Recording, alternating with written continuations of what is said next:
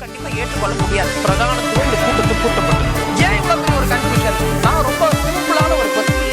அவருக்கு வேற எந்த விதமான ரைட்ஸும் கிடையாது. நேர்பட பேசு நிகழ்ச்சிக்கு உங்கள் அனைவரையும் அன்போடு வரவேற்கின்றேன். இன்றைய நிகழ்ச்சியில் நாம் விவாதிக்க இருக்கக்கூடிய தலைப்பு என்பது இந்தியாவிலேயே ஊழல் மிகுந்த ஆட்சி என்றால் அது திமுக ஆட்சி தான் அப்படின்னு அமித்ஷா அவர்கள் பேசியிருக்கிறார். நிறைய பட்டியல் போட்டு திமுக அமைச்சர்கள் மீது இந்தந்த ஊழல் குற்றச்சாட்டுகள்லாம் இருக்குது அப்படின்னு பேசியிருக்கிறார். அடுத்தபடியாக எதிர்க்கட்சி தலைவர் பழனிசாமி அவர்கள் ஆளுநர் அவர்களை சந்தித்து திமுக ஆட்சியில் 4 லட்சம் கோடி ஊழல் நடைபெற்றிருக்கிறது, இதை விசாரிக்க வேண்டும் அப்படின்ற ஒரு கோரிக்கையும் முன்வைத்திருக்கிறார். லஞ்ச லாவண்யத்தில் திளைத்த பழனிசாமி அவர்கள் இது குறித்தெல்லாம் பேசுறது வேடிக்கையாக இருக்கிறது, இவர் ஊழல் குறித்து பேசலாமா அப்படின்னு திமுக தரப்பிலிருந்தும் எதிர்வினை வந்திருக்கிறது. திரு ரகுபதி அவர்கள் இது பற்றி பேசியிருக்கிறார். இந்த 3 புள்ளிகளை இணைத்து தான் நம்ம தலைப்பை கட்டமைச்சிருக்கிறோம். திமுகவுக்கு எதிராக ஏன் ஊழல் அஸ்திரத்தை எடுக்கிறார்கள் அமித்ஷாவும் பழனிசாமியும், இதுதான் தலைப்பு. நான் விருந்தினர்களையும் உங்களுக்கு அறிமுகம் செய்து விடுகிறேன். சிபிஎம்மில் இருந்து திரு கனகராஜ் அவர்கள், வணக்கம் திரு கனகராஜ். திமுகவிலிருந்து திரு சூர்யா வெற்றி கொண்டான் அவர்கள், வணக்கம் சூர்யா வெற்றி கொண்டான். அதிமுகவிலிருந்து திருமிகு சிவசங்கரி அவர்கள், வணக்கம் சிவசங்கரி. இன்னும் சற்று நேரத்தில் பாஜகவிலிருந்து திரு எஸ்ஜி சூர்யா அவர்களும் இணைய இருக்கிறார். அவரையும் வரவேற்று இந்த வாதத்திற்குள் செல்லலாம். சிவசங்கரி, ஆளுநரை சந்தித்து ஒரு பெரிய பட்டியலை கொடுத்துருக்கிறீங்க, இதை விசாரிக்கணும் அப்படின்னு சொல்றீங்க. கிட்டத்தட்ட 4 லட்சம் கோடி ஊழல் அப்படின்னு ஒரு பெரிய சைஸ், அதாவது குற்றச்சாட்டின் அளவு பெருசா இருக்கு. என்ன இதனோட அடிப்படை என்ன? அடிப்படையெல்லாம் இல்லை சார். இந்த பட்டியலை முதல்ல பிள்ளையார் சுழி போட்டு வெளியிட்டது பிடிஆர். மெத்தம் படித்தவர், மாநிலத்தின் நிதியமைச்சராக இருந்தவர், ஆன்மீகவாதி, மனசாட்சிக்கு கட்டுப்பட்டவர். 30,000 கோடி ஊழல், 30,000 கோடி எங்கே கொண்டு போய் வைக்கணும்னு பேசினவர் பிடிஆர். ஆடியோலோ. அதற்கு அடுத்த வருடம் அவங்களுடைய திமுக நிர்வாகியை வேலூரை சேர்ந்தவர் 60,000 கோடி துரைமுருகன் மணல் கொள்ளை பண்ணியிருக்காருன்னு சொன்னாங்க. ஸோ இதெல்லாம் நாங்கள் எதிர்கட்சிகள் ஏதோ போற போக்கில் அவதூறு பரப்பணும்னு நீங்கள் சொன்னதான் நினைக்கலாம். இந்த பிள்ளையார் சுழியை ஆரம்பிச்சு வச்சாங்க. அதுக்கப்புறம் ஒரு ஆக்கப்பூர்வமான எதிர்கட்சியா ஒவ்வொரு துறையில என்ன நடக்குதோ அதை சட்டசபையிலே கேட்குறோம். எங்க லைவ்ல துண்டிச்சிடுறாங்க, இருந்தாலும் மக்கள் மன்றத்தில் போய் போராட்டங்களை நடத்துறோம், நீதிமன்றங்களில் போய் வழக்குகளை நடத்துறோம் சார். இல்லை, பொதுவாக சிவசங்கர் இப்போ நீங்கள் சொல்ற மாதிரி ஆடியோ டேப்பு தான் அடிப்படை ஆதாரமா அப்படின்றது ஒன்று. அதை வச்சுன்னு இப்போ ஒரு துறையில ஊழல் அப்படின்னா திமுகவில் கூட கொண்டு போய் கொடுத்தாங்க ஆளுநரிடம். இது டெண்டர் கோர்றப்ப இவ்வளோ வேலை, இதனோட ஒரிஜினல் ரேட் என்ன, இங்க எப்படி அப்படின்னு அதுக்கு ஒரு பட்டியல் இருக்கும்ல, அது மாதிரிலாம் எதுவும் வச்சிருக்கீங்களா சார்? இப்போ நம்ம அதான் சொன்ன எதிர்கட்சியாக மட்டும் இல்ல, பல்வேறு வழக்குகள்ல நீதிமன்றங்களில் போய் நாங்கள் எஸ்ஐடி அமைப்பதற்காக காரணமா இருந்தவங்க. இடி டாஸ்மாக்ல ஊழல் நடந்திருக்கு 1000 கோடினாங்க. இப்போ 1080 கோடி நகராட்சி குடிநீர் வழங்கல்ல. அது ஏதோ எதிர்கட்சிகளோ இல்ல வேற ஏதோ திட்டமிட்டு செய்யப்பட்ட விஷயம் இல்ல, வேற ஒரு பேங்க் மோசடி வழக்குக்காக அங்க அமலாக்கத்துறை போகும்போது அங்க கிடைச்ச electronic device, WhatsApp message, computer டிஸ்க்ல இருந்து எடுத்த ஆவணங்களை மொத்த சாட்சிகளோடு பொறுப்பு டிஜிபி கிட்ட கொடுத்த பிறகு பொறுப்பு டிஜிபிக்கு அவருக்கு நெஞ்சு வலி வந்துருச்சு, அவர் வழக்கு பதிவு பண்ண முடியல. இன்னொரு விஷயம், இவ்வளோ பிரச்சனைகள் உங்களை சூழ்ந்து இருக்கும் போது இன்னும் கூட நீங்க டிஜிபியை நியமனம் பண்ணல. நீங்க அனுப்பிச்ச பட்டியல வந்த 3 பேர்ல கூட இன்னும் கூட ஏன் டிஜிபியை போடாம இருக்கீங்க? அது வேற ஒரு இல்ல சார், தேவை இருக்குல்ல. ஆமா, ஊழல பதிவு பண்ண சொல்லும் போது அதை செய்ய வேண்டியவங்களே பொறுப்பு டிஜிபியா இருக்காங்க, செய்யாம இருக்காங்க, எஃப்ஐஆர் பதிவு பண்ணலையே சார். இப்ப மணல் வழக்குல கூட நீதிமன்றம் என்ன கேட்சி, 4700 கோடி அனுமதி இல்லாத 29 குவாரிகள்ல 937 ஹெக்டருக்கு என்ன மணல் அள்ளப்பட்டிருக்கு அப்படின்னும் போது நீதிபதி கேட்ட வேலை மணல் கொள்ளை தடுப்பதற்கு என்ன வழிமுறைகளை வச்சிருக்கீங்க, அதிகாரிகளும் கூட சேர்ந்தா இது மோசமான விளைவு சொன்னாங்களா இல்லையா? இதெல்லாம் தான் உங்களோட ஆதாரங்கள் கரெக்டா? இல்ல, இதெல்லாம் நீதிமன்றத்துல ஆவணங்களோடு கொடுக்கப்பட்ட சான்றுகள். 1000 கோடி டாஸ்மாகா இருக்கட்டும், மணல் கொள்ளையா இருக்கட்டும், கிட்னி முறைகேடு சார். இல்ல, இப்ப நீங்க ஒரு வழக்கறிஞர், உங்களுக்கு தெரியாதல்ல, வழக்கின் போக்கிற்கேற்ப நீதிபதிகள் பேசுறதுன்றது ஒண்ணு, தீர்ப்பு வேறொன்றா கூட இருக்கலாம். இப்போ ஈடியை நீங்க சொல்லிட்டே இருக்கிறதுனால சொல்றேன், ஈடி ஒருத்தர் மீது ஒரு குற்றச்சாட்டை முன் வச்சிருச்சுனாலே அந்த இடத்துல ஊழல் நடந்திருக்குன்ற இடத்துக்கு நீங்க நகர்றீங்க. இல்ல, முகாந்திரம் இருக்கா இல்லைன்றது ஒண்ணு இருக்குல்ல சார். முகாந்திரம், சாட்சிகள், ஆவணங்கள், இப்ப இருக்க லேட்டஸ்ட் டிவைஸ், எலக்ட்ரானிக் டிவைஸோட தான் கொண்டு போய் கொடுக்குறாங்க. நீங்க எஃப்ஐஆர் போட்டு சார்ஜ் ஷீட் போட்டு வழக்கு நடத்தணும்ல. இன்னொரு விஷயம், கிட்னி முறைகேடுல தென்மண்டல ஐஜி பிரேமானந்தா சின்ஹா தலைமையில குழு அமைக்கும் போது நாங்க சொல்ற அதிகாரி தான் தலைமை தாங்கன்னு ஏன் பதட்டம் அடைகிறீங்க? அதை தள்ளுபடி செஞ்சாங்க. அவர் ப்ரொமோஷன் கிடைச்சு ஆவடி போய் நீ கிட்னி முறைகேடுல என்ன நடந்துட்டு இருக்கு? ஏழை எளிய மக்கள் சார், கந்து ஒட்டிய அம்மா ஒழிச்சாங்க. இன்னைக்கு வறுமையின் காரணமாக நெசவாளர்கள் உங்க கணக்குப்படி பார்த்தா 4 லட்சம் கோடி ஊழல்ன்றது ஒரு பெரிய நம்பர். அதாவது நீக்கமற ஊழல் நிறைந்து இருக்கிறது அப்படின்னு சொல்ல வரீங்க எல்லாத்துலயும். இப்ப நான் சொன்னதெல்லாம் என்ன தெரியுமா சார், கொண்டு போகும்போது சிந்தி போது பாருங்க. அதுதான் நகராட்சி குடிநீர் வழங்கல 1080 கோடின்னது, மணல்ல 4700 கோடின்னது. ஆனா 60,000 கோடி அதுக்கு முன்னாடி அவங்க நிர்வாகி சொல்லிட்டாங்க. இதெல்லாம் கண்ணுக்கு அவங்களோட திமுக நிர்வாகி ஒன்றுங்க. நான் ஒரு இது தெரிதலுக்காக புரிதலுக்காக கேட்கிறேன். இப்போ பிடிஆர் பழனிவேல் தியாகராஜன் வந்து அது என்னோட ஆடியோ இல்லைன்னு அவர் சொல்றாரு, மறுக்கிறாரு. இப்போ இல்ல அந்த ஆடியோ அப்படின்னு நீங்க அதுதான் எடுத்தீங்கன்னா, திரு பொன்னையன் அவர்கள் இல்ல ஒரே ஒரு விஷயம், பொன்னையன் அவர்கள் பேசினதா ஒரு ஆடியோ வந்தது. அவர் என்ன சொல்றாருன்னா, என்னங்க மாவட்ட செயலாளர் ஒன்றிய செயலாளர்லாம் 15,000 கோடி 20,000 கோடின்னு சம்பாரிச்சிட்டாங்க அப்படின்னா அந்த ஆடியோ டேப்பையும் கொடுத்து விசாரிக்க சொல்லுமா? இன்னைக்கு ஆளுங்கட்சியா இருக்காங்க, நிர்வாக சீர்கேடுகள் நடக்குது, மக்களின் சார்பா பேசுறோம், பல்வேறு கனவுகளோடு எக்ஸாம் எழுதுற இளைஞர்களுடைய வாழ்க்கை கேள்விக்குறியா இருக்குது. ஒவ்வொரு பதவிக்கு 25-30 லட்சம் அவங்க வாங்கி இருக்கிறதா ஆவணங்கள், உறுதி செய்யப்பட்ட ஆவணங்களே கொடுத்து இன்னுமே வழக்கு பதிவு பண்ணல. கிட்னி முறைகேட்டுல சிறப்பு புலனாய்வு குழு அமைச்சு அவர் ப்ரொமோஷன் ஆகி போயிட்டாரு. அது என்ன இன்னைக்கு மகாராஷ்டிரா, நீங்க இன்னைக்கு தமிழ்நாட்டுல சொல்றீங்க, மகாராஷ்டிரா போலீஸ் தேடி வந்துருச்சா இல்லையா? அங்க கிட்னி முறைகேடு இங்க இருக்கிற லிங்க் அங்க போய் அங்க இருந்து அவங்க தேடி வந்து இன்னைக்கு தலைமறைவாயிருக்கார் ராஜரத்னம். அப்ப தமிழ்நாடு போலீஸ் நாங்க தான் வந்து எதிர்கட்சிகள் அவதூறு பரப்புறோம், மகாராஷ்டிரா போலீஸ்க்கு என்ன இருக்கு? அப்போ ஏதோ ஒரு ஆவணங்களும் உறுதி செய்யப்பட்ட தகவல்களும் கிடைச்சாதான் சார் வந்து போலீஸ் டிமாண்ட்ன்றது என்ன? இது உடனடியா ஏன்னா இன்னும் 100 நாள்ல எலெக்ஷன் இருக்கு, உடனடியா விசாரிக்கணும் ஆளுநர் சார். இதை நாங்க 21 இருந்து 6000 கோடி பேக்கேஜ் மழைநீர் வடிகால்ல வெள்ளை அறிக்கை கேட்ட நாள்ல இருந்து குழந்தைங்க சாப்பிடுற முட்டையிலிருந்து நெல் முதல் கொள்முதல் நிலையங்கள்ல மூட்டை வரைக்கும் ஊழல் நடக்குதுன்னு சொல்லிட்டு இருக்கோம். இன்னைக்கு வன விலங்குகள் சார், வாயில்லாத ஜீவன், அதுல கூட ஊழல் பண்ணி என்னெல்லாம் பண்றாங்க சார் இந்த அரசு. கொஞ்சமாவது மனசாட்சி வேணா? பால்ல ஊழல், முட்டையில ஊழல், நெல் கொள்முதல் நிலையங்களை கையூட்டு, மழைநீர் வடிகால்ல கையூட்டு, எல்லாத்துலயுமே லஞ்ச லாவண்யம். இதெல்லாம் வந்து இல்ல பேசலாம். நீங்க இப்ப தேர்தல் பிரச்சாரம் இருக்கு, மேடையில விமர்சனமாலாம் முன்வைக்கலாம். இப்போ உங்களுக்கு இந்த தரவுகள்லாம் இருந்ததுன்னா நீதிமன்றத்துல வழக்கு தொடுக்கலாம் சார். இந்த 9 வழக்குகளை சிபிஐ வழக்கு இல்ல. ஏன் கேக்குறேன்னா, இதற்கு முன்பு ஆளுநர் மாளிகைக்கு போய் அப்போ வந்து ஒரு அட்டையெல்லாம் வச்சு பிளக்கார்ட்லாம் வச்சு இங்க எல்லாம் ஊழல் நடந்துருச்சுலாம் சொல்லி எடப்பாடி பழனிசாமி அவர்கள் கொடுத்தப்ப ஒரு கேள்வி கேட்கப்பட்டது. இதெல்லாம் நீங்க வழக்கு தொடுப்பீங்கன்னா நாங்க கட்டாயம் தொடுப்போம், பொறுத்து இருக்கு. முறைகேட்டுக்கு எஸ்ஐட் நிறைய 9 வழக்குகள்ல கள்ளச்சாராய மரணத்துக்கு கூட சிபிஐ வழக்கு கேட்டது நாங்க தான் உயர்நீதிமன்றத்துல. அதாவது மக்கள் மன்றத்துல போய் மக்கள் கிட்ட போராடுறோம், நீதிமன்றங்கள் மூலமா தீர்ப்புகளை வாங்குறோம். அதுல வந்து 9 வழக்கு இந்த அரசின் மீது, இந்த போலீஸ் மீது நம்பிக்கை இல்லாம தான் சார் சிபிஐயும் எஸ்ஐடியும் போட்டிருக்காங்க. அதுக்கு நீங்க மேல்முறையீடு ஏன் போறீங்க? இந்த ஆபீசர் தான் வேணும், இவர் தான் வேணும், ஏன் பதட்டம்? பின்னாடி ஊழல் நடந்திருக்குன்றீங்க. ஆமா, அன்னைக்கு சிபிஐ கேட்டவங்க இன்னைக்கு ஏன் சிபிஐ வேணான்றீங்க? அடுத்து எந்த அதிகாரி இருக்கணும்ன்ற வரைக்கும் நீங்க முடிவு பண்றீங்கன்னா அப்ப உங்களுக்கு பதட்டம் தானே, வேற என்ன சொல்ல முடியும்? பேசலாம். சூர்யா ஆளுநர்கிட்ட போய் 4 லட்சம் கோடி இல்ல உங்கள்கிட்ட தான், அதுக்கு சூர்யாவா ஆரிய சூர்யா, திராவிட சூர்யா, தமிழ் சூர்யா. சரி, நம்ம தலைப்புக்குள்ள வந்துடலாம். திரு சூர்யா வச்சுக்கொண்டான் ஆளுநரை சந்தித்து கிட்டத்தட்ட 4 லட்சம் கோடி ஊழல் அப்படின்றது ஒண்ணு. அமித்ஷா அவர்கள் பேசுறது வந்து இந்தியாவிலேயே ஊழல் மிகுந்த ஆட்சினா அது திமுக ஆட்சி தான் அப்படின்னு. 2 தரப்பும் ஊழல் குற்றச்சாட்டு அஸ்திரத்தை கையில் எடுத்திருக்காங்க. 4 லட்சம் கோடி ஊழல், 4 லட்சம் கோடி கடன் வாங்கினதா? தமிழ்நாட்டு வளர்ச்சிக்காக 4 லட்சம் கோடி கடன் வாங்கினது, 4 லட்சம் கோடி ஊழல்னு இவர் ஏதாவது கனவு கண்டு எழுந்திரிச்சு திடீர்னு உட்காந்து அறிக்கையில் இதை எழுதி கொடுத்துடலாம் போகிறோம்னு சொல்லி கொடுத்துட்டு வந்துட்டாரா? என்ன எப்படின்னு எனக்கு ஒன்றும் புரியலையே. 4 லட்சம் கோடி ஊழலுக்கு ஏதேனும் ஒரு எவிடன்ஸ்? எடப்பாடி தானே எவிடன்ஸா? இல்ல பட்டியலிட்டாங்களே சிவசங்கரி, இங்க கிட்னி ராக்கெட்டு, கிட்னி முறைகேடு. அதுல நான் ஒன்னொன்னுக்கு சொல்றேன், எடப்பாடி பழனிசாமிக்கு அவருக்கு நீதி கேட்டும் போராட தெரியாது, நிதி கேட்டும் போராட தெரியாது. இது ரெண்டுலையுமே அவர் வீக்கு. ஏன் நான் திரும்பி சொல்றேன்னா, ஒரு ஆர்டிஐ பெட்டிஷன் 10 ரூபாய்க்கு ஸ்டாம்ப் ஒட்டி போட தெரியாது.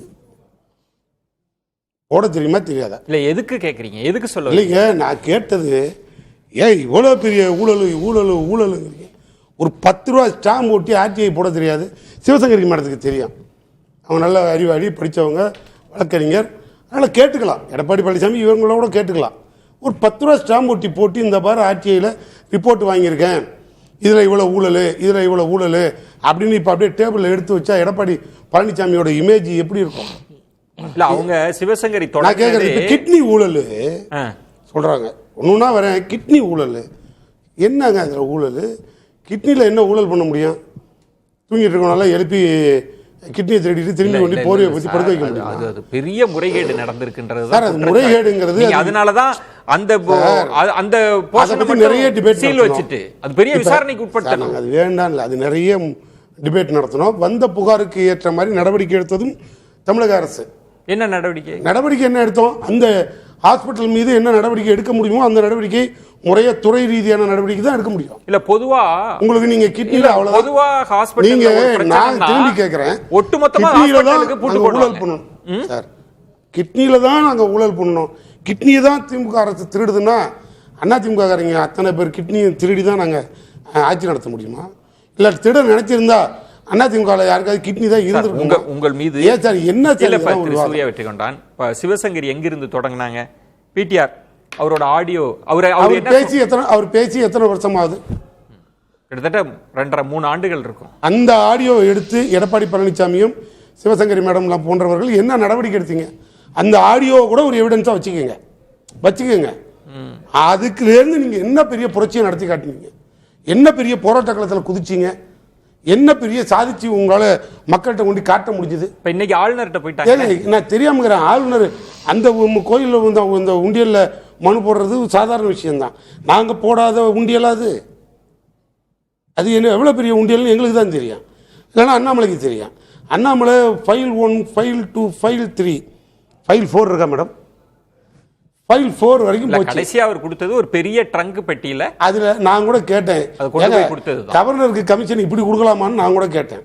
அது என்னங்க கவர்னர் கமிஷனா கொடுத்தீங்கன்னு அதை திறந்து வச்சு காட்டி ஊழல் இவ்வளவு பேருக்குன்னு காட்டியிருந்தா கூட, ஃபைல காட்டியிருந்தா கூட எனக்கு திருப்தி இருக்கும். நீங்க படம்லாம் காட்டினீங்களே, 4 ஃபைல் ஊழல் ஃபைல் கொடுத்தீங்களே. எச்.ஏ. சூர்யா விளக்க சொல்லுவாரு, அண்ணாமலையை கேட்டு வேணாலும் சொல்லட்டும். என்ன நடவடிக்கை நீங்க அமித்ஷாவும் நீங்களும் கலந்து மோடியும் எடுத்தீங்க? இதில் வேற பெரிய ஒரு விசித்திரமான வார்த்தைகள் உண்டு. அப்படியே எல்லாரும் டிபேட் ஷோவில் பேசும்போது பார்க்கணும். இந்த பயத்தினால தான் நேராக போய் ஈடி இங்கே வந்த உடனே போய் எங்கள் மோடியை போய் பார்த்துட்டு திரும்பி வந்துட்டீங்க. உங்களுக்கு தெரியாதெல்லாம் இல்லை, நான் மறைச்சி பேசுகிறவன் இல்லை, நான் எல்லாத்தையும் தாண்டி ஓப்பனாக பேசுகிறேன். நீங்கள் ஞாபகப்படுத்திட்டீங்க, நான் ஞாபகமே படுத்துறேங்க. அப்படியே போய் பார்த்துட்டீங்க, வந்துட்டீங்களேன்னு ஒரு சவால் விட்டீங்க. ஏங்க அப்போ பிரதமர் மோடிக்கு தான் டியூட்டியா? பிரதமர் மோடி நல்லவரா கெட்டவரா? இல்ல நீங்க உங்க நீங்க சப்ஜெக்ட்டுக்கு வந்துருவோம். நீங்க உங்க குற்றச்சாட்டுக்கு நீங்க பதில் சொல்லணும். நான் இப்ப இந்த குற்றச்சாட்டுக்கு தான் பதில் வைக்கிறேன். இந்த குற்றச்சாட்டுக்காக உடனே பிரதமர் மோடியை போய் பார்த்து விட்டு வந்து விட்டார்கள் திமுகவில் இருந்து. ஏன் போகாத முதலமைச்சர் இப்போது ஏன் போய் நிதி ஆயோக்? அது வேற சார். இந்த குற்றச்சாட்டு அமித்ஷா அவர்கள் சொல்றாங்க ரிலேட்டட் டு, நான் அதுக்காக தான் வரேன். நேரா போய் மோடியை பார்த்துட்டா இடி ரைடு சரியாயிடும், விஜிலன்ஸ் ரைடு சரியாயிடும், ஊழல் குற்றச்சாட்டு சரியாயிடும் அப்படின்னு சொன்னா மோடி என்ன பிரதமரா? இல்ல நான் தெரியாம தான் கேட்கிறேன். இல்ல அது அட்ஜஸ்ட்மெண்ட் பார்ட்டியா? இல்ல சார் இங்க கேஸ் போடலாம் பிரதமர் மோடி. இந்த குற்றச்சாட்டை நீங்க இப்படிதான் எடுத்துக்கிறீங்க. 4 லட்சம் கோடி ஊழல் நடந்தது. 7.5 லட்சம் கோடி ஊழல்னு சிஏஜி அறிக்கை கொடுத்ததே பிஜேபி பேர்ல. யார் இந்த நாட்டில் புரட்சிகரமா எழுந்திருச்சு நின்று போராடி நிலைநாட்டி காட்டினீங்க? ஒன்னு சொல்லுங்க. நாங்க 4800 கோடி எடப்பாடி பேர்ல ஊழல்னா ஐயா RS பாரதி ஒரு வழக்கே போட்டாரு. ஏன் எடப்பாடி ஓடி சுப்ரீம் கோர்ட்ல ஸ்டே வாங்கணும்? இதெல்லாம் நாங்க வரிசையா அடிக்கிட்டே போக மாட்டோமா? ஆனால் எங்களால அவ்வளோ மனுவை கொண்டு போய் அந்த கவர்னருங்கிற அந்த கோயில் உண்டியல்ல போட்டோம். அது எங்க பார்சல் ஆகி திரும்பி பழனி உண்டியலுக்கு போயிடுச்சு. அது மனு அல்ல, எங்க மனுவெல்லாம் அதெல்லாம் அப்பயே க்ளோஸ் ஆயிடும். காரணம் பிஜேபியும் இங்கேயும் ஹெட் ஆபீஸுக்கும் பிரான்ச் ஆபீஸுக்கும் நடுவுல மனு வராது. இதுல குற்றச்சாட்டுலயும் முகாந்திரமே இல்லைன்றது அவங்க வாதமா? நான் திரும்பி உங்ககிட்டயே கேட்கிறேன் சார். பெரிய நல்ல மூத்த நெறியாளர் நீங்க என்னைய கேட்க வேணாம் சார், எடப்பாடியை கேட்டுருங்க. ஐயா என்னையா இவ்வளவு கொடுத்தீங்களே, ஏதாவது தேருமா தேராதா? இப்ப இவங்க கூட சொன்னாங்க அப்படியே நகராட்சி துறையில் ஊழல் எவ்வளவு கோடி? 888 கோடியா 450 கோடியா? எக்ஸாம் எழுதுனதுல பாருங்க. நாங்க கவர்னர் மேல நடவடிக்கை எடுத்துருவோமா? யாரு அண்ணா யூனிவர்சிட்டி யார் கண்ட்ரோல்ல இருந்தது? யார் நினைச்சா அதுல ஊழல் பண்ண இருங்க? யார் நினைச்சா அதுல ஊழல் பண்ண முடியும்? RN ரவி நினைச்சா ஊழல் பண்ண முடியும். ஏன் நான் திரும்பி கேட்கிறேன், இவ்வளவு துணிச்சலா பேசுற நீங்க RN ரவியை கூப்பிட்டு அங்க இவ்வளவு ஊழல் நடந்து இத்தனை கோடி வந்திருக்குன்னு எவனோ ஒருத்தன் அறிக்கை கொடுறான். அது நம்ம டிபார்ட்மெண்ட் ஈடியா அறிக்கை கொடுக்குது. சிவசங்கரி நடவடிக்கை ஏன் RN ரவி மேல எடுக்கல? எனக்கு எங்க நடக்குது? ஒரு சிக்கலுங்க. ஒரு பிரதான எதிர்க்கட்சி ஆளுங்கட்சியின் மீது குற்றச்சாட்டு முன்வைக்கிறதெல்லாம் தவறு கிடையாது. அது அரசியல்ல இருக்க தான் செய்யும். நீ ஒரு 4 லட்சம் கோடின்னா அதுக்கு குறைந்தபட்ச தரவுகள் அந்த தரவுகளை தான் கொண்டு போய் கொடுத்திருக்கோம் சார். நீங்க பொதுவெளியில வைக்க வேண்டாமா? 4 லட்சம் கோடி இந்த துறையில இதுன்னு சொல்ல மாட்டீங்களா சார்? இந்த துறையில தான் விளக்கமா நீங்க கொடுத்திருக்கோம். விளக்கமே இல்ல, வழக்குகள் வர இருக்க விளக்கமே இல்லையே. நான் சொல்றது ஒவ்வொரு பழைய வழக்கு வேண்டாம், புது வழக்கு சார். 4 லட்சம் ஆவணங்களை கொண்டு போய் பழைய வழக்கு எங்கங்க? இப்ப நீங்க சொல்றாரு நீங்க பண்ணணும்னா நீங்க தான் எஃப்ஐஆர் போடலையே. பொறுப்பு டிஜிபி போட்டா தானே சார் வழக்கு நடக்கும். நீங்க தான் போடாம அது வேறங்க. நீங்க அதுதான் சார் நகராட்சி ஒரு விஷயம் சிவசங்கரி, இப்போ அறப்போர் இயக்கம் இருந்தாங்க, அவங்க தொடர்ச்சியாக குற்றச்சாட்டை முன் வச்சாங்க. இல்லை உங்க ஆட்சியில் அதுக்கு அவங்க ஒரு பட்டியலை கொடுப்பாங்க. திமுக ஒரு பட்டியலை கொடுத்தது. அன்னைக்கு எதிர்கட்சி தலைவர் வந்து ஆளுநர்கிட்ட புகார் கொடுத்துட்டு வெளியில வந்து இந்த பாருங்க இது இப்படிதான் டெண்டர் விட்டுருக்காங்கன்னு.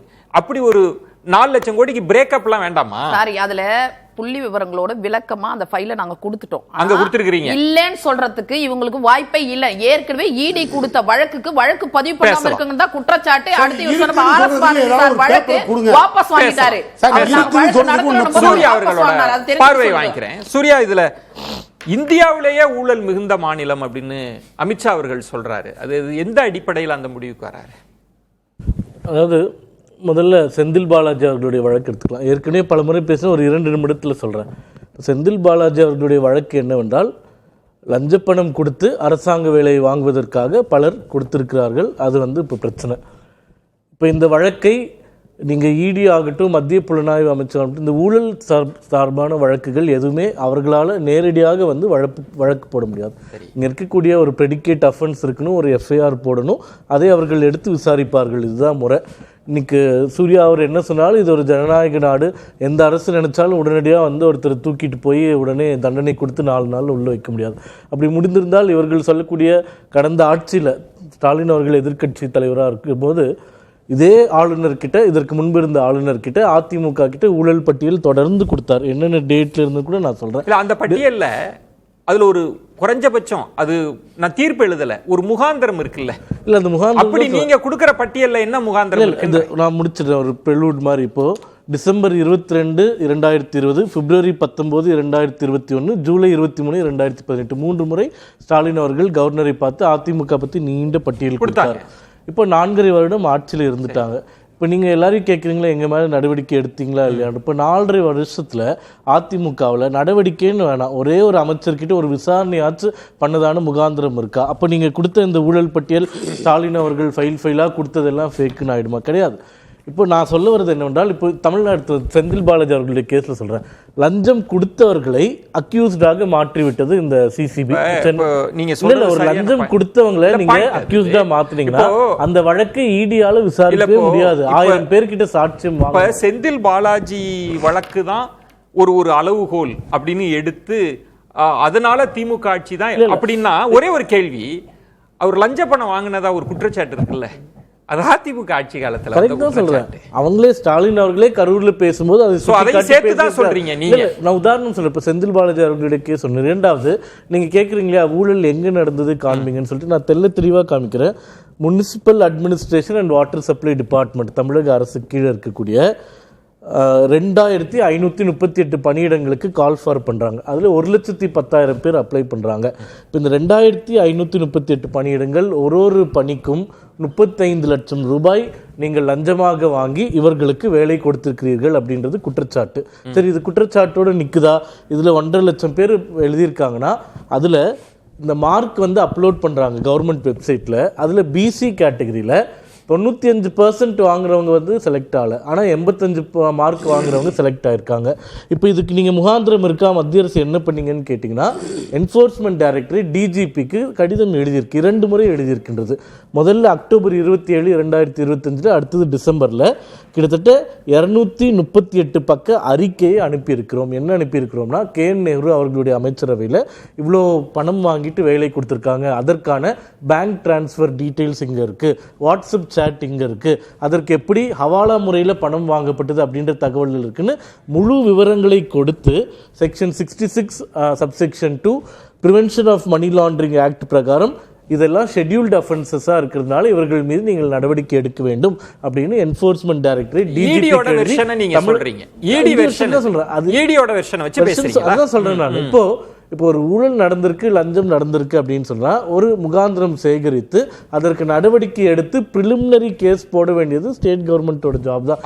நேரடியாக அவங்க வந்து தள்ளி போடுறாங்க. இப்போ செந்தில் பாலாஜி கேஸ்ல அந்த வழக்கு விசாரிக்காமலே போயிடும் அடுத்த 50-60 ஆண்டுகளுக்கு. ஏனென்றால் 1008 பேர் லஞ்சம் கொடுத்திருக்காங்களா, 1008 பேரையும் குற்றவாளிகளா நீங்க மாற்றிட்டீங்க.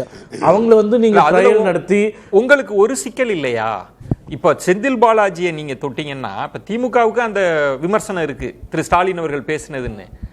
அது எந்த ஆட்சியின்றப்ப நீங்க அதிமுக ஆட்சியும் அதுக்குள்ள சேர்ந்து இப்ப நீங்க வந்து அன்றைக்கு அமித்ஷா பேசினாங்கல்ல, கழகங்கள்ல வந்து ரெண்டு பக்கமும் ஊழல்னு. இப்ப நீங்க அந்த நிலைப்பாட்டில் இருக்கீங்களா இல்ல திமுகவை மட்டும் டார்கெட் பண்றீங்க? நிச்சயமா இன்னைக்கு செந்தில் பாலாஜி அவர்கள் மீது நடவடிக்கை எடுக்க வேண்டும் அப்படின்றதான் நிலைப்பாடு. அது எந்த ஆட்சியா இருந்தாலும்.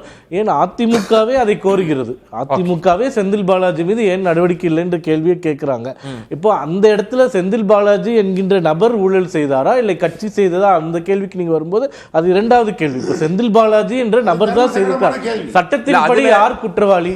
அந்த குற்றத்தை ஒரு கூடுதல் தகவல், இந்த செந்தில் பாலாஜி வழக்கு பற்றி பேசுறப்ப அந்த ஜெயலலிதா அவர்கள் மறைவுக்கு பிறகுலாம் உங்களுக்கு தெரியாதல்ல, திரு எடப்பாடி பழனிசாமி அவர்கள் இருக்கிற போது அவருக்கு எதிராக போட்டவங்கல்ல ஆட்சியாளர்கள் இவரை காப்பாத்துறாங்க அப்படின்ற ஒரு நிலைப்பாடு எடுக்கிறாங்க, சாட்சியங்கள்லாம் கலைக்கிறாங்கன்னு. இவர் தினகரன் அன்னைக்கு போன பிறகுதான் அரசு செயல்படுதுன்ற குற்றச்சாட்டுலாம் உங்களுக்கு தெரியாது. ரொம்ப டிப் ஆஃப் தி ஐஸ்பர்க். அவர் செந்தில் பாலாஜி நீங்க இந்த ஊழல் குற்றச்சாட்டுல இல்ல, அது ரொம்ப சின்ன ஒரு விஷயங்க. அவர் வந்து அதற்கு பின்பு டாஸ்மாக் அப்புறம் எலக்ட்ரிசிட்டி டிபார்ட்மெண்ட் 2 வைத்திருக்கிறார். இந்த டாஸ்மாக்ல ஊழல்னு சொல்ல முடியாது. ஊழல்னு சொல்லனாலும் பிடிஆர் பழனிவேல் தியாகராஜன் அவர்களே முதல் ஆண்டு தன்னுடைய நிதியமைச்சராக பதவி முடிந்தவுடன் ஒரு ஆங்கில நாளிதழுக்கு பேட்டி கொடுக்கிறார். அதில் என்ன சொல்றாருன்னா 50% பிரிலிஃபரேஷன் நடக்குது டாஸ்மாக்ல, இதை நான் தீர்த்து வைப்பேன் அப்படின்னு சொல்றாரு. லீக்கேஜ் இருக்குன்றார். அது எங்க சொல்றாருன்னா டூப்ளிகேட்ல விக்கிறது, அவ்வளவுதான். அதுதான் அவர் அப்படி சொல்றாரு. அவர் என்ன சொல்றாருன்னா இது திமுக இல்லையா சொல்லுங்க. அவரோட பேட்டி உங்களுக்கு தெரியாது இல்ல, ஒட்டுமொத்தமா என்ன நடந்துட்டு இருக்கு, இங்க எல்லாம் லீக்கேஜ் இருக்கு, இதெல்லாம் நான் கொண்டு வருவேன், 1 லட்சம் கோடி உள்ள கொண்டு வருவேன். என்னன்னு சொல்றேன் நான், இப்போ ரெஜிஸ்ட்ரேஷன் டிபார்ட்மெண்ட்ல 100% முடிச்சிருக்க கடைசி பாயிண்ட் 2 விஷயம் அவர்கள் சொன்னது. பிடிஆர் இன்டர்வியூல சொன்னது 3 விஷயம், அதை மட்டும் நான் சொல்லிடுறேன். முதல்ல டாஸ்மாக்ல 50% லாஸ் ஆகுதுன்றாரு. இப்ப இன்னைக்கு 65,000 கோடி ரூபாய் வருமானம் என்றால் அதுல 50% 37,500 கோடி ரூபாய் பிளாக் மார்க்கெட்ல போகுது. அந்த பணம் ஊழல் பணம். ரெஜிஸ்ட்ரேஷன் டிபார்ட்மெண்ட்ல கடந்த வருடம் 1 லட்சம் கோடி ரூபாய் வருவாய், அதுல 100% லீக்கேஜ் இருக்குன்னு சொல்றாரு. அப்ப அதுல 1 லட்சம் கோடி ரூபாய் கள்ள சந்தைக்கு போகுது. திமுகவினர் சொன்ன கருத்துக்களை வச்சே சொல்றோம். பிடிஆர் சொன்ன 2 விஷயங்கள் பேசலாம். அதே பாயிண்ட் திரு கனகராஜ் 2 விஷயம். இப்ப ஆளுநரை சந்தித்து ஓய்வு பெற்ற நீதிபதி அவர் அமைச்சு இந்த ஊழல்லாம் குற்றச்சாட்டெல்லாம் விசாரிக்க 4 லட்சம் கோடி அளவுக்கு கொண்டு வராங்க. அமித்ஷா அவர்கள் இந்தியாவிலேயே திமுக ஆட்சி தான் ஊழல் மிகுந்தது அப்படின்னு ஊழல் அஸ்திரத்தை அதிமுக பாஜக கையில் எடுத்திருக்கிறாங்க. பாஜக அவர் அமித்ஷா பேசுகிறதெல்லாம் சீரியஸாக எடுக்காதீங்க. உலகத்திலேயே மிக மோசமான ஊழல் மலிந்த கட்சி பாஜக. மற்ற கட்சிகள் ஊழல் செஞ்சால் அவங்க பேரில் வெளியே வரும், ஆனால் இவங்க அப்படிலாம் பண்ண மாட்டாங்க. நீங்கள் வந்து முந்திராவில் இப்போ ஸ்பெஷல் எக்கனாமிக் ஜோனில் டோரண்ட் பவருக்கு ஒரு சதுர மீட்டர் இடம் 6,000 ரூபா, அதானிக்கு 1 ரூபா இல்லைன்னு சொல்லுங்கள். நரேந்திர மோடி அவங்க தலைவர் இருந்தபோது தான் பிஎம் கேஸ்னு வாங்கிட்டு, அது வந்து பிஎம் கேஸ்னு பேர் வச்சு ப்ரைவேட் ஃபண்டுக்கு யாராவது public information bureau account details எல்லாம் கொடுக்குமா, அப்படி கொடுத்து வாங்கிட்டு அது என்ன சொல்லி வாங்கினாங்கன்னா பிஎம் ரிலீஃப் ஃபண்டுன்னு இருக்கிறதுல ஆடிட்டு கூட பண்ண முடியலை, ஒழுங்காக பண்ணலைன்னு சொல்லிட்டு அதுக்காக நாங்கள் பிஎம் கேஸ்ன்னு நாங்கள் கொண்டு வர்றோன்னு சொல்லிட்டு பணத்தை எல்லாம் கவர்மெண்ட் எம்ப்ளாயீஸ்கிட்ட வாங்கிட்டு அப்புறம் அதுக்கு நான் கணக்கு சொல்ல மாட்டேன்னு சொல்கிறதுக்கு பேர் என்னன்னு நீங்கள் நினைக்கிறீங்க? நமோ ஆப்னு ஒன்று வச்சுக்கிட்டு நரேந்திர மோடி .inன்னு வச்சுக்கிட்டு இது ஸ்வச் பாரத்துக்கு காசு விடுங்கன்னு சொல்லி பிஜேபிக்கு எடுத்துகிட்டு போனதுக்கு பேர் என்ன சொல்கிறீங்க? அதெல்லாம் ஊழலாக தான் பார்க்குறீங்க நீங்கள். அதுக்கு பேர் என்னன்னு நான் கேட்குறேன். நான் வேறு ஒன்றும் கேட்கல. அதை விட பெரிய ஊழல்லாம் இருக்குது. இவங்க ஆட்சிக்கு வர்ற போது இவங்க பேரில் ஒரு கேஸ் இருந்தது டெல்லி உயர்நீதிமன்றத்தில், அரசியல் கட்சிகள் வெளிநாட்டிலேருந்து பணம் வாங்கக்கூடாதுன்னு. உடனே நரேந்திர மோடி வந்தார், ஒரு சட்டத்தை கொண்டு வந்தார். என்ன சொன்னார்னா 1974 வெளிநாட்டிலேருந்து பணம் வாங்கியிருந்தால் அது வந்து குற்றமாகாது அப்படின்னு. முன்தேதியிட்டு அதாவது சட்டம். ஒரு குற்றத்தை குற்றமாகாதுன்னு முன்தேட்டி சொல்றது. அதனால உலகத்திலேயே விண்ணை தொடுகிற அளவுக்கு ஊழல் செய்வதும், அந்த ஊழலை யாரும் கேள்வி கேட்டான்னா அவனை காலி பண்ணுறதும், அப்படி ஏதாவது கோர்ட்டுக்கு வந்ததுன்னா நீதிபதிகளை டீல் பண்ணுற முறையும் நம்ம தெரிஞ்சது தானே. அப்புறம் அமித்ஷா தமிழ்நாட்டுக்கு வந்தால் ஒரு நேரத்துக்கு ஒன்று பேசுவார்.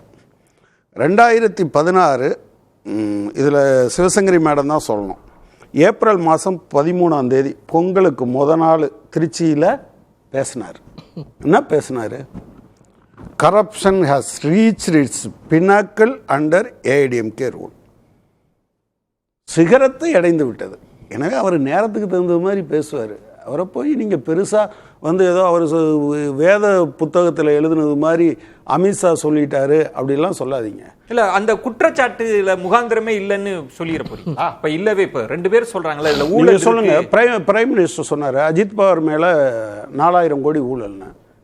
என்ன செஞ்சாங்க?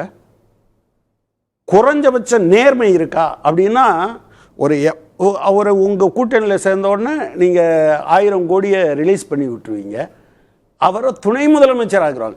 இவங்க யாரு பேர்ல எல்லாம் குற்றச்சாட்டு சொல்றாங்களோ அவங்க பக்கம் போனா அவங்களுக்கு பதவி கிடைச்சிரும். அது யாரு? அஸ்ஸாம் முதலமைச்சர் உட்பட. அங்க முதலமைச்சர், இங்க துணை முதலமைச்சர், எங்க பாத்தீங்கன்னாலும் அதுதான். எனவே பாஜகவுக்கு ஊழலை பற்றி பேசுவதற்கு எந்த விதமான அருகதையும் இல்லை. இல்ல அவங்க வச்சிருக்கிறதுக்கு நீங்க இது இல்லங்க இந்த ஊழலே நடக்கல அப்படின்னு சொல்ல போறீங்களா? இல்ல முதல்ல சொல்ற ஆளு யாருங்கிறது ஒண்ணு. அதை நான் சொல்லி முடிச்சிட்டேன். அடுத்து இப்போ மேடம் சிவசங்கரி என்கிட்ட சொல்லுவாங்க 2 விஷயம் அவர் சொல்றார். 4 லட்சம் கோடி இந்த காலத்தில் கடன் அதிகமாயிருக்கு, அது ஒரு குற்றச்சாட்டு. அவங்க இருக்கும்போது எவ்வளவுன்னு சொன்னாரா? சொல்லலையா? அவங்க இருக்கும்போது அவங்க போகும்போது கடன் இருந்ததா இல்லையா? அது சரி, அது எவ்வளவு கடன் இருந்தது? 2006 2007 57,000 கோடி. 2020-21 அதாவது அந்த அவங்க போகிற போது 4,85,502 கோடி. ரெண்டுக்கு டிஃபரன்ஸ் எவ்வளவு? 4 லட்சம் கோடியா? 4 லட்சம் கோடி தானே. அப்போ நான் 4 லட்சம் கோடி கடன் வாங்கினேன். அதே கடனை எப்படி ஸ்டாலின் வாங்கலான்னு கேட்கலாம். ஒன்று. ஆனால் அவங்க சொல்றது 4 லட்சம் கோடி ஊழல்ன்ற இடத்துக்கே இல்லை கடன் சொல்றாரு. அதுக்கு அப்படி வர இந்த அவங்க சொல்ற இந்த 56 மாதம் மொத்த பட்ஜெட் எவ்வளவு? தமிழ்நாட்டோட பட்ஜெட் நம்ம அப்படி கொஞ்சம் இப்போ நீங்கள் கேட்டீங்க இப்படி குந்தாங்குறா அள்ளி போடுறீங்களே, ஏதாவது வேணுமா? சைபராக போட்டுக்கிட்டே வந்திருக்காங்க. நான் இவங்கக்கிட்ட சிவசங்கரி மேடத்துக்கிட்ட என்ன கேட்குறேன், நமக்கு அதிகபட்சம் நம்ம பட்ஜெட்டு எக்ஸ்பெண்டிச்சர் செலவு அதில் தானே நீங்கள் பண்ண முடியும். வரவை விட்டுருங்க, செலவில் பண்ண முடியும். செலவு கடைசியாக சொன்னது 2025-26 4,39,293 கோடி. ஓகே. 2021-22 3,29,000 கோடி. ஓகே, இதுதான் இந்த ரேஞ்சுக்குள்ளே கொஞ்சம் கூடி குறைஞ்சு வருது. ஓகே, இதில் சில விஷயங்கள் ஃபிக்ஸடாக இருக்கும். அதில் ஒன்றும் சம்பளத்தில் திருட முடியாது, பென்ஷனில் திருட முடியாது. ஓகே, அப்போ சம்பளம், பென்ஷன், அதே போல் இன்ட்ரெஸ்ட் பேமெண்ட். தமிழ்நாடு அரசாங்கம் வாங்கின கடனுக்கு வட்டி, அது எடப்பாடி பழனிசாமி வாங்கியிருந்தாலும் சரி, மு.க. ஸ்டாலின் வாங்கியிருந்தாலும் சரி, அதுக்கு வட்டி கட்டணும். அப்புறம் வாங்கின கடனை இவங்க திருப்பி செலுத்தணும். இதுல எல்லாம் ஏதாவது முறைகேடு பண்ண முடியுமா? பண்ண முடியாது. சிம்பிளா நான் உடச்சி பேசுறேன் உங்கள்கிட்ட. பர்சன்டேஜ் அமித்ஷாவே சொல்ற 20% ஒவ்வொரு விஷயத்துக்கும் வாங்கலாம். ஒரு பொருளோட அடக்க விலை 2 ரூபா அப்படின்னா நீங்க முன்பு சொன்ன மாதிரி கம்மியான விலைக்கும் வாங்கி அரசுக்கு இழப்பை ஏற்படுத்தலாம், அதிகமான விலைக்கு வாங்கியும் இழப்பை ஏற்படுத்தலாம். இப்படிதான் பொதுவா ஊழல் நடக்கும். கரெக்ட், அதுதான் நான் வரேன். அப்போ ஊழல் செய்ய முடியாத தொகை எவ்வளவுன்னு ஒன்று இருக்கும்ல, அந்த தொகை எவ்வளவு, அதுல இந்த 4 லட்சம் கோடி என்ன பர்சன்டேஜ்னு மேடம் சொல்லட்டும்.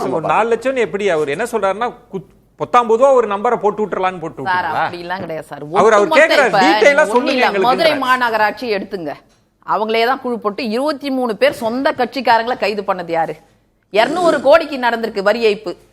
இது யாரு ஆட்சியில நடக்குது? ஊழல்ன்ற இருங்க சார், context மேயரை தான் வந்து அவர் ரிசைன் பண்ண வச்சிருக்காங்க. இப்படி நீங்க ஒவ்வொரு துறையில இப்ப நகராட்சி குடிநீர் வழங்கல்ல கூட 60,000 கோடின்னா அதற்கான எப்படி போட்டு கூட்டி கழிச்சு பார்த்தாலும் 4 லட்சம் கோடின்றது சரியான நம்பரான்னு கேக்குறாரு. ஒவ்வொரு துறை சார், ஒவ்வொரு துறையில சொல்றோம் நாங்க. ஒவ்வொரு துறை, அதாவது இப்ப பாருங்க, அந்த துறையில முக்கியமான 3 அவர் அதனால தான் ஓவரால் சார், அதுதான் சார் 3 துறையில தான் 60,000 கோடி உள்ளாட்சியில இருக்கிறதுக்கு நிறைய வாய்ப்புகள் இருக்கு. இப்ப நீங்க ஊழல்னா என்ன வாய்ப்பு இருக்குன்றாங்க. இல்ல ஊழல்னா அதிகபட்சம் அந்த பணத்தை அப்படியே எடுத்துட்டு போறது, அவங்க கைக்கு, அரசியல்வாதி கைக்கு போறது. நீங்க 60,000 கோடி ஒதுக்கீடா இருக்கலாம், அது அப்படியே தூக்கிட்டு போயிட்டாங்க. சிறு துளி தான் பெருவெள்ளம் சார். இப்ப ஒரு கேண்டிடேட் கிட்ட 30 லட்சம்ன்றது 2569 கேண்டிடேட் கிட்ட 1080 கோடி. இன்னொன்னு சட்டவிரோத பார்கள் இருக்கு, சட்டவிரோத மணல் குவாரிகள் இருக்கு. இதுல இருந்தெல்லாம் தான் முறைகேடா வருது. இதுதான் ஊழல்னு சொல்றோம் சார். 4 லட்சம் கோடியை கூட விட்டுறலாம். அது நம்பர் நாளைக்கு எதிர்க்கட்சி தலைவர் சொல்லிட்டு அவங்க சொன்னது இங்க எங்கெல்லாம் ஊழல் நடக்குது, பர்சன்டேஜ் வாங்குறாங்கன்றதுக்கு அதுல நான் நீங்க காங்கிரீட்டா சொல்லுங்க. அப்படி வாங்குற இடங்கள் இல்லைன்னா சொல்ல முடியாது. தமிழ்நாட்டில் ஊழலே இல்லை அல்லது இந்தியாவில் ஊழலே இல்லை, ஃபார் தட் மேட்டர் அப்படியெல்லாம் நான் சொல்றதுக்கு வரல.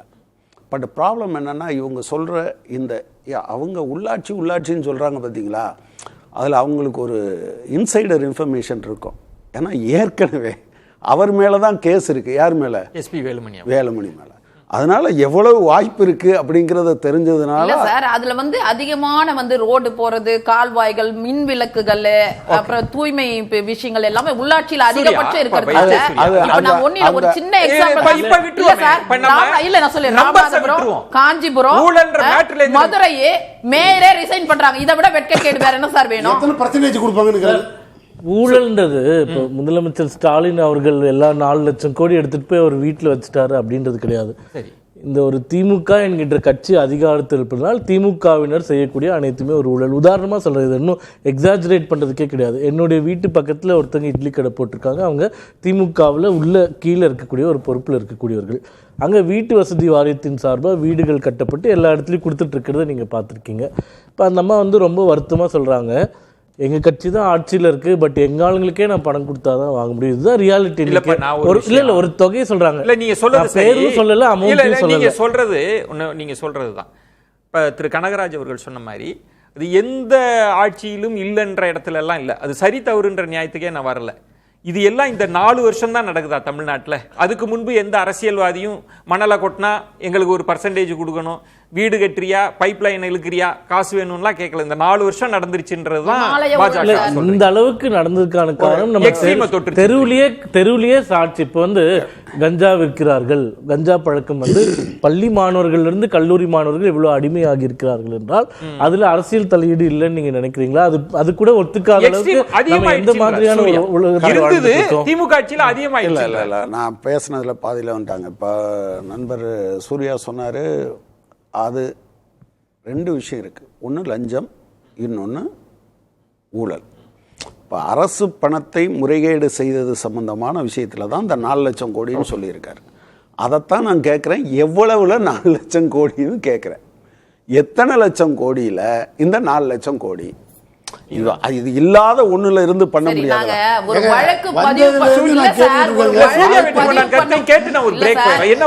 உங்களோட விளக்கம் என்ன? ஆரம்பத்துல இருந்து கேட்டுக்கிட்டு இருக்காது. இவ்வளவு தூரம் சிவசங்கரி மேடம் சொல்லுது, அனுபவம் வாய்ந்த ஒரு ஊழல்ல இந்த துறையில இவ்வளவுன்னு கணக்கெல்லாம் சொன்னாங்க. இல்ல எத்தனை பர்சன்டேஜ் வாங்குவீங்க, எப்படி எல்லாம் எடுத்துட்டு போவீங்கன்னு சொல்லி உங்களுக்கு தெரியும்ல.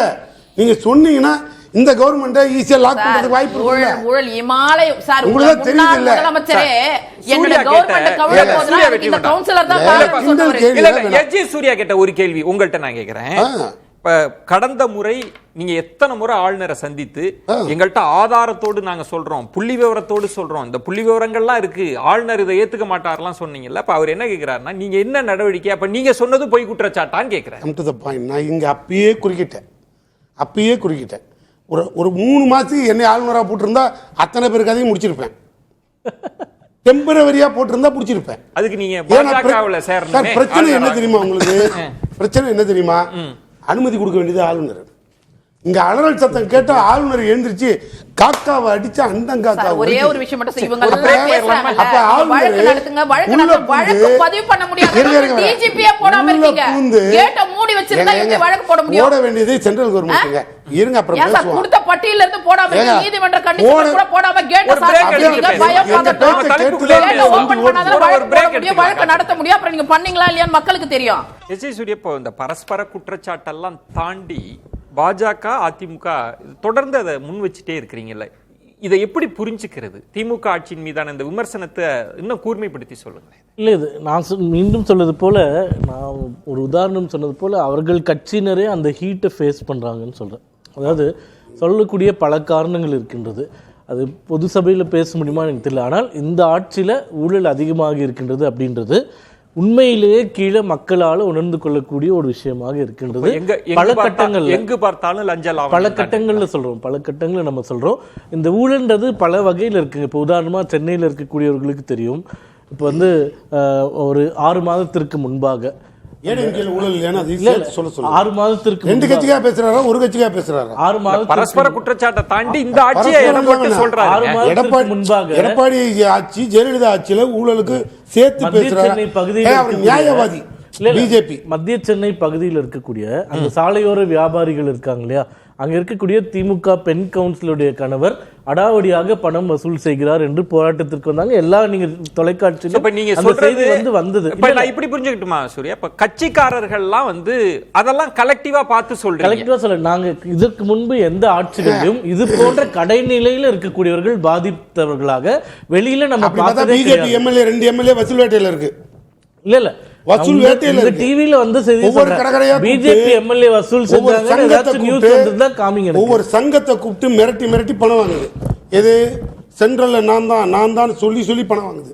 இப்ப இவர் இல்லன்னு சொல்லிடுவாரா? இல்ல, அந்த மாதிரி செய்தி நான் எதுவும் பார்க்கல. பட் நான் கவுன்சிலரை பத்தி ஒரு ஆதாரம் இல்லாம அப்படி அடுக்கிறாரு. நான் எம்எல்ஏ பத்தி ஓப்பன்ல அடுக்கிறேன் இல்லன்னு சொல்லுங்க. இல்ல ஜெயலலிதா ஊழல் வழக்குல, சசிகலா ஊழல் வழக்குல இப்ப யாரையும் அமித்ஷா சந்திக்க மாட்டார். ஊழலுக்கு மூளையில போடு, நான் ரெடியா இருக்கேன் அப்படின்னு பேசுறாரா சூர்யா? அவரு கடந்த சுற்றுல ஒண்ணு சொன்னாரு, தெளிவா சாங்க்ஷன் கொடுக்கல அப்படின்னு. இது வந்து மீண்டும் தவறான ஒரு குற்றச்சாட்டு. அதாவது ஒரு சிட்டிங் அமைச்சரா இருக்கும்போது அவர் மேல நீங்க சார்ஜ் ஷீட் போடணும்னா கவர்னர் சாங்க்ஷன் கொடுக்கணும்.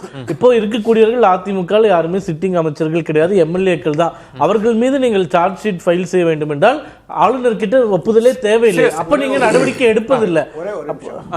இவர் ராஜேந்திர பாலாஜி மீது அதுக்கு அனுமதி கொடுக்கல கவர்னர்னு கோர்ட்டுக்கு போனாங்களே, யாருன்னு கேட்டு சொல்லுங்க.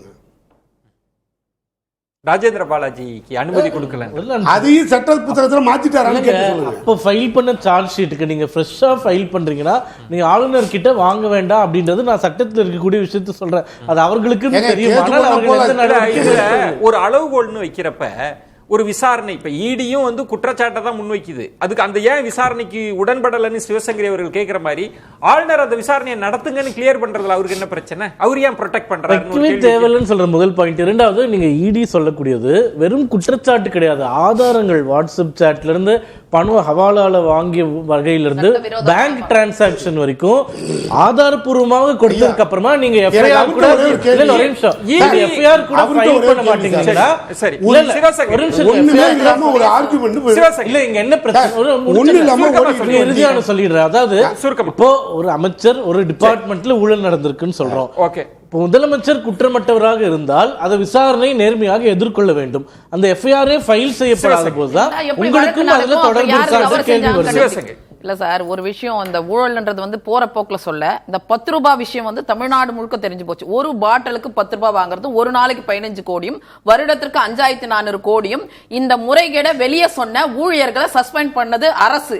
ஆனா உயர்நீதிமன்றம் ரத்து செஞ்சு அவங்களை வேலைக்கு அனுப்பிச்சது. இதெல்லாம் வந்து பதிவு செய்யப்பட்ட ஆவணங்கள். அதுல எனக்கு ஒரு விளக்கம் மட்டும் சொல்லுங்க. இந்த 10 ரூபாய் அப்படின்னா விஜய் பாடுனாரு, இப்ப முதல்வர் என்ன, இப்ப ஒரே கேள்வி, மக்கள் எல்லாரும் தெரியாதவங்க எல்லாம் இல்ல டாஸ்மாக் கடைக்கு. இப்ப திமுக ஆட்சிக்கு முன்பு அப்படி எக்ஸ்ட்ரா அமௌண்ட் எந்த அங்க வாங்கினதே இல்லைன்றீங்க. நான் இதை சொல்லட்டுமா, இது மாதிரி எந்த ஊழியர்களும் போய் பகிரங்கமா அரசு மீதே வந்து கம்ப்ளைண்ட் கொடுக்கல சார். எங்க ஆட்சியில இவங்க ஆட்சியில தான் கம்ப்ளைண்ட் வச்சு மீடியாக்கு வந்தாங்க, இவங்க சஸ்பெண்ட் பண்ணாங்க. அந்த சஸ்பெண்ட வந்து உயர்நீதிமன்றம் ரத்து பண்ணுச்சு. இன்னொரு விஷயம் சார், இன்னைக்கு இளைஞர் அணி மாநாடு நடத்துனாங்க இல்லையா, 2000 லோடு மணலை கொண்டு போய் முறைகேடா கொண்டு போனதுக்கு உழவர் உரிமை சேர்ந்தவங்க விவசாயிகள் போராடும் போது அந்த அருள் சுந்தரத்தை எல்லாம் சேர்ந்து 22 விவசாயிகளை கைது பண்ணி இந்த அரசு வச்சிருக்கு.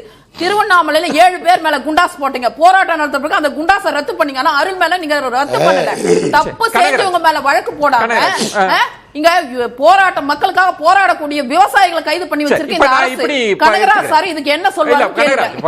அவங்க சொல்றது, இப்ப சூர்யா சொல்றது காமன் மேன் பாதிக்கப்படுறாங்கல்ல, இப்ப அங்கங்க நடந்த அத்துமீறல்கள் அதெல்லாம் கலெக்டிவா பேசுங்க அப்படின்னு சொல்றாங்க. இந்த ஆட்சியில அது நாங்களுமே பேசுறோம். இப்ப நேத்து முந்தா நாள் இதுக்கு எதிராக போராடணுன்னா, நேற்று அமெரிக்கன் எம்பசிக்கு முன்னால் போராடணுன்னா காவல்துறை நடந்து கொண்டதை சண்டை போட்டு தானே பண்ணுறோம். நீங்கள் மற்ற வேறு சில இடங்கள் நடந்த முறைகேடுகள் நடக்குது, அதிகாரிகள் பண்ணுறாங்க அல்லது எம்எல்ஏ பண்ணுறாங்கன்னா இதை பண்ணுறாங்கன்னு தானே சொல்கிறோம்.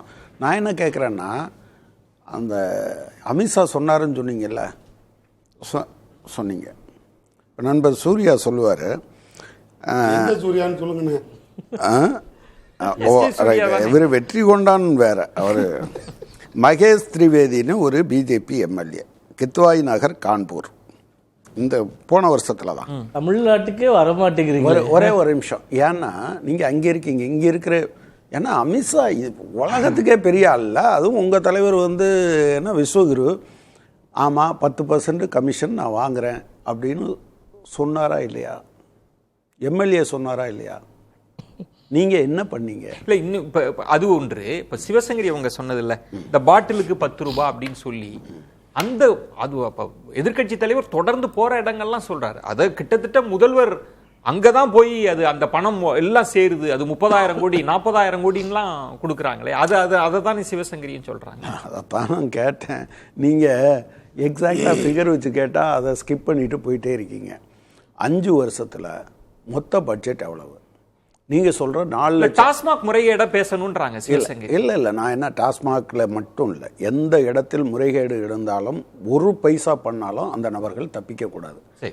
ஆனா நம்முடைய சிஸ்டம் ஊழல் எல்லா இடத்துலையும் இருக்கு. அதுல வந்து எந்த விதமான இதெல்லாம் நான் மாற்று கருத்தெல்லாம் அதுதானே அதிமுக பாஜக பேசுறாங்க. இல்ல நான் என்ன சொல்றேன், அதிமுக யோக்கியமான கட்சியா? அதனுடைய தலைவர் ஜெயிலுக்கு போயிட்டு வந்தாங்க. ஜெயிலுக்கு போனாங்க. எதுக்கு போனாங்க? எதுக்கு ஜெயிலுக்கு போனாங்க? போராட்டத்தில் ஈடுபட்டா? தண்டி யாத்திரைக்கு போனாங்களா? சுதந்திர போராட்டத்தில் ஈடுபட்டாங்களா? அப்படியே ஜெயிலுக்கு போனாங்க? இல்ல போராட்டத்தில் ஈடுபட்டு போகல. இறந்த தலைவர்களை நம்ம பேசக்கூடாது சார். இறந்த தலைவர்கள் அவங்க இறக்கும் போது வழக்கு முடிக்கப்படல சார். அபேட் சார், அது அபேட் ஆனதை பத்தி நீங்க பேசினா நான் என்ன செய்ய முடியும்? ஆனா அவங்க சொத்தெல்லாம் முடக்குனாங்களே, அது சரி. இறந்த தலைவர் உங்க கட்சியில இருக்க மந்திரிங்க சொத்தெல்லாம் இப்ப இருக்கும்போது சிட்டிங் அமைச்சர்கள் மேல முடக்கி வச்சிருக்காங்க சார். முடக்கி வச்சிருக்காங்க. சுதந்திர போராட்டத்தில் எழுதி கொடுத்த தியாகிகளுக்கு முடக்கி வச்சிருக்காங்க. ஒரு இடைவேளை. அது எதுக்காக? ஒரு அகில இந்திய தலைவர் எல்லா மந்திரிங்க மேல முடக்கி வச்சு சொல்ல மாட்டேங்கிறீங்க. ஒரே ஒரு நிமிஷம். பட்டியலே இருக்கு சார். ஒரு அகில இந்திய கேள்வியே கேட்க விட மாட்டேங்கிறீங்களே. அகில இந்திய தலைவர் ஒருத்தர் பெரிய பட்டியல் வச்சுட்டு உட்கார்ந்துருக்காங்க. அகில இந்திய தலைவர் ஒருத்தர் லஞ்சத்தை, ஏன்னா தேசபக்தி அதிகம் பார்த்தீங்களா, ரூபாயில கொடுக்காதீங்க டாலர்ல கொடுங்கன்னு கேட்டது யாரு? என்ன நீங்க ஸ்ட்ரைட்டா உங்க கண்ணு சூர்யாவை தான் பாக்குது, எஸ்ஜி சூர்யா. அவர் ஏதாவது பதில் சொல்லுவாரான்றதுக்காக அவர் சொல்லுவார். அவருக்கான நேரம் கேள்விதான் கேட்கிறேன். பிஜேபியில எல்லாருமே ஊழல் செஞ்சவங்களா இருந்துட்டு விட்டுருங்க. மதுரையில ஒரு ஊழல் குற்றச்சாட்டு வந்து மேயரே ராஜினாமா செய்யறாரு. அந்த தொகுதியினுடைய எம்பி ஒரு கம்யூனிஸ்ட் கூட்டத்தில் இருக்காங்க. அந்த ஊழலை குறித்து ஒரு வார்த்தை இவர்கள் பேசியிருந்தா இப்போ சூர்யா என்ன பண்ணுவாரு? அதுக்கு எதிராக ஆர்ப்பாட்டம் போராட்டம் நடத்தி இருந்தா அதுக்கு முன்னாலேயே இந்த அவங்க ராஜினாமா கைதுக்கு முன்னாலே என்ன பண்ணுவாரு?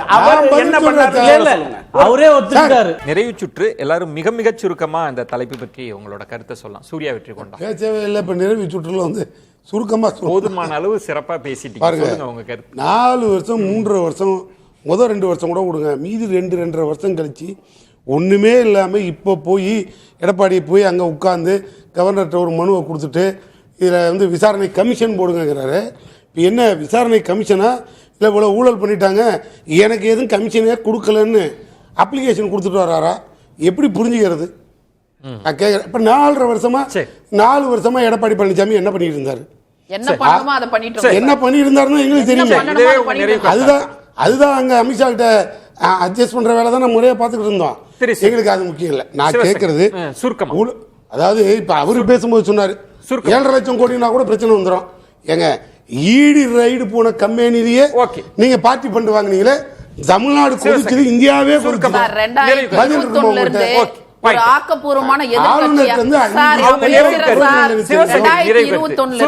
ஆக்கப்பூர்வமான எதிர்க்கட்சியா மக்கள் மன்றத்திலயும் நீதிமன்றங்களும் போராடிட்டு இருக்கோம். எல்லாமே வழக்கறிஞர் பிரிவு மூலமாக சிபிஐயோ எஸ்ஐடியோ நாங்க தான் போட்டிருக்கோம். அடுத்து வழக்கறிஞர் பிரிவு மொத்தமா சேர்த்து இணை செயலாளர் பாபு முருகேல் கூட அந்த 30,000 கோடிக்காக சிபிஐ கிட்ட அந்த ஆவணங்களை கொடுத்திருக்காரு. அவங்க அதை ப்ராசஸ்ன்றாங்க. இல்ல யார் அதை பேசுனது? அந்த தகவலை வெளியே கொண்டு வாங்க சொன்னா நாங்க தான் வழக்கு கொடுத்திருக்கோம். அது ஓபிஎஸ் எடுத்துட்டு போன 30,000 பிடிஆர் சொன்ன 30,000 சிபிஐல கொடுத்திருக்கோம் சார். ஈடி கிட்டே அதை கொடுத்திருக்கோம் விசாரிக்க சொல்லி. எல்லாமே முறையா வழக்கறிஞர் சார்பா சுருக்கமா ஒரு பக்கம் மக்கள் அந்த 30,000 கோடின்னு ஒரு மந்திரி பேசுறதை கேட்டீங்களே, இந்திய அரசையே கையில வச்சுக்கிட்டு மந்திரி வச்சு உட்கார வச்சு அதுக்கு நடவடிக்கை சுருக்கமா தான். ஒண்ணு, அந்த சிபிஐ மேலே ஏதோ பெரிய நம்பிக்கை இருக்கிறது மாதிரி சொல்கிற எடப்பாடி பழனிசாமி அவர்கள் சிபிஐ விசாரணை கூடாதுன்னு உச்சநீதிமன்றம் போயிருக்காரு. ஏன்னு சொல்லணும், அவர் வழக்கில். நம்பர் 2, அவர் இன்னைக்கு கொடுத்ததில் தொழில்துறை சம்மந்தமாக ஒன்று சொல்லியிருக்காரு. நோக்கியா இன்வெஸ்ட்மெண்ட் மொத்தத்தையும் திரும்ப கொடுத்துருக்கு அதிமுக. இப்படித்தான் தொழிலை இருப்பீங்களான்னு கேட்கறது. ரெனால்ட் நிசானுக்கு 2020 1500 கோடி ரூபா கேஸ் போடாதீங்கன்னு நம்ம வரி பணத்தை எடுத்து கொடுத்துருக்காங்க. இப்படித்தான் 2011 என்ன காற்று வீசியதோ அதே காற்று இப்போ வீசுறதை நான் பார்க்குறேன். 2006 to 2011 ஊழல் எப்படி தலைவிரித்தாடி பொதுமக்கள் பாதிக்கப்பட்டு எதிர்க்கட்சியாக கூட அவர்களை அமர்விடவில்லையோ அதே போன்று இந்த தேர்தலிலும் திமுக எதிர்க்கட்சியாக கூட வராது. கணபதியில இருந்து இந்திரகுமாரில இருந்து ராஜகண்ணப்பன்ல இருந்து செந்தில் பாலாஜி வரைக்கும் நீங்க தான் வச்சிருக்கீங்க. அந்த அமைச்சர்களை வச்சு தான் நடத்திட்டு இருக்கீங்க. அப்புறம் ஊழலே பேசக்கூடாது நீங்க சொல்றீங்க. நன்றி. தியாகி ஆயிட்டார் செந்தில் பாலாஜி. உங்க கட்சிக்கு வந்தோடனே சிறைக்கு போக வேண்டிய செந்தில் பாலாஜி தியாகி ஆயிட்டார். நிறைய நன்றிகளை தெரிவிச்சுக்கிறேன். மற்றொரு தலைப்புல சந்திக்கலாம். நன்றி, வணக்கம். எந்த விதமான ரைட்ஸும் கிடையாது. என்ன இருக்கட்டும்.